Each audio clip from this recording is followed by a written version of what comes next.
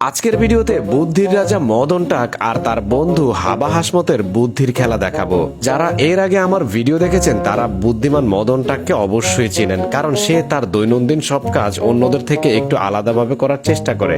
মদন টাকের কার্যক্রম উদ্ভট এবং খ্যাপাটে মনে হলো তার কাছ থেকে অনেক টেকনিক শেখার আছে। এই যেমন ধরেন ডায়াপারের প্লাস্টিকের মুখটা কারেন্টের হোল্ডারে লাগিয়ে দিল যেন বাচ্চারা হাত দিতে না পারে। এরপরে দেখেন লিকুইড জিনিস ঢালার জন্য কত সুন্দর চামচের ব্যবহার।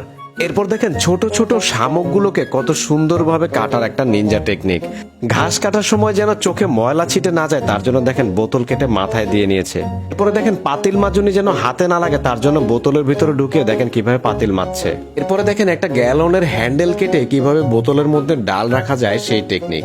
তারপরে একটা বোতল কেটে দেখেন এখানে বাটি এবং কিছু স্টিক রেখে দিল। তারপর দেখেন জিপলক ব্যাগ থেকে কিভাবে হাওয়া বের করতে হয় সেই টেকনিক। তারপরে দেখেন একটা গ্যালন কেটে এখানে সুন্দরভাবে একটা মাল্টিপ্লাগের তারগুলোকে পেঁচিয়ে রাখছে। একটা 5 লিটারের বোতল কেটে 3 টুকরো করে দেখেন কিভাবে 3টা খাবারের প্লেট ঢাকা যায়। সবাই হাত দিয়ে ভেজা কাপড় চিপলেও মদন টাক চাকা ঘুরিয়ে ভেজা কাপড় চিপে। তারপরে দেখেন সেই কাপড়টাকে ভাঁজ করার জন্য কাগজের একটা কার্টুন ব্যবহার করে। প্রয়োজনীয় টুলস রাখার জন্য মদন টাকের মতো এরকম গ্যালন কেটে একটা টুল বক্সও চাইলে বানাতে পারেন। পরিবার নিয়ে ট্যুরে গেলে মদন টাক দেখেন এইভাবেই তাদের ব্রাশ এবং পেস্ট গুলোকে গুছিয়ে নেয়। তারপর দেখেন ডায়াপারের মুখের প্লাস্টিকটা কেটে মোবাইলের পিছনে লাগিয়ে সেখানে একটা গাড়ির চাবি রেখে দিল। এরপরে দেখেন মদন টাক যদি ছাতা না থাকে কিভাবে বৃষ্টির মধ্যে ঘর থেকে বের হয়। বৃষ্টির এক ফোঁটা পানিও কিন্তু তাকে স্পর্শ করতে পারে না। মদন টাকের পরে তার বন্ধু হাবা হাসমতের কিছু টেকনিকের ভিডিও আপনাদেরকে দেখাবো। দেখেন হাতের স্পর্শ ছাড়াই এই মেশিনটার সাহায্যে হাবা হাসমত কিভাবে গাছের চারা লাগাচ্ছে। এরপরে দেখেন বোতল কেটে মাথায় ছাতা অটোমেটিকলি লাগিয়ে ডাবল একটা কোদাল নিয়ে মাঠে কাজ করতে গেছে, একসাথে 2 কাজ। এরপরে দেখেন একটা বোতল কেটে তার মধ্যে কিছু তার কাটা ঝুলিয়ে দিয়েছে।